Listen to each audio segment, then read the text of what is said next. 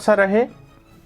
جی جو ہے جیل میں دو مہینے رہا۔ جیل میں آپ کے ساتھ کوئی جنسی زیادتی ہوئی؟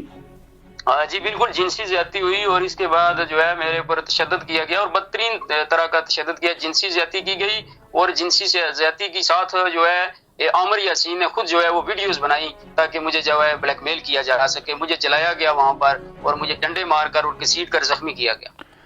تو سبیل جنسی زیادتی آپ کے ساتھ کس نے کی، اور عامر یاسین جو اس وقت ممبر اسمبلی ہیں ان کی موجودگی میں ہوئی، اور اس شخص نے خود ویڈیو بنائی اس واقعہ کی؟ جی بالکل جنسی زیادتی یہ ان کے جو وہ دو وہاں پر گن مین وغیرہ ہیں انہوں نے کی، اور یہ ویڈیو بنا رہا تھا، اور اس جنسی زیادتی کا اور میری ویڈیوز جو بنانے کا ان کا مقصد تھا وہ یہی تھا کہ جی آپ عدالت میں بھی جا کر اسسٹنٹ کمشنر بینا جلال کے خلاف سٹیٹمنٹ دیں، اور وہ مجھے مطلب ان کے خلاف یوز کرنا چاہتے تھے، وہ مجھے بلیک میل کرنا چاہتے تھے، میں پھر بھی نہیں ہوا۔ آپ پھر بھی نہیں ہوئے؟ آپ کو سگریٹ سے کس شخص نے جلایا؟ یہ عامر یاسین نے خود جلایا، مجھے الٹا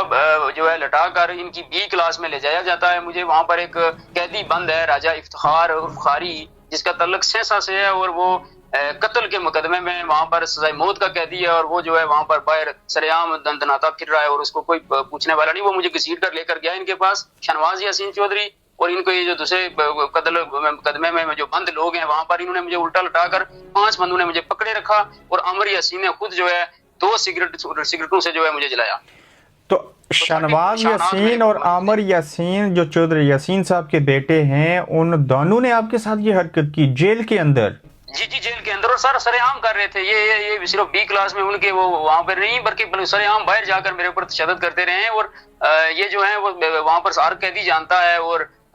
یہ سارے ان کے جو ملازم ہیں وہ جانتے ہیں۔ پھر عدالت میں زخمی حالت میں آتا رہا ہوں، میرے والدین نے جا کر ریٹرن بھی دیا، کمشنر صاحب تک، ڈی آئی جی صاحب تک سب کو دیا، پھر ڈپٹی کمشنر امجد علی مغل وہ میرے پاس جیل میں بھی گئے ہیں، اور انہوں نے بھی جا کر میرے بیانات لیے، اور یہ جو ویڈیو وائرل ہوئی ہے اس کا اسپیشلی میں نے ان کو وہاں پر بتایا، میں نے کہا سر یہ میری ویڈیوز میں نے 2 مہینے قبل ان کو بتایا، تو انہوں نے کہا جی کہ کوئی مسئلہ نہیں ہے، انہوں نے اگر ویڈیو بنا لی ہے تو آپ انکار ہیں تو کیا ایشو ہے،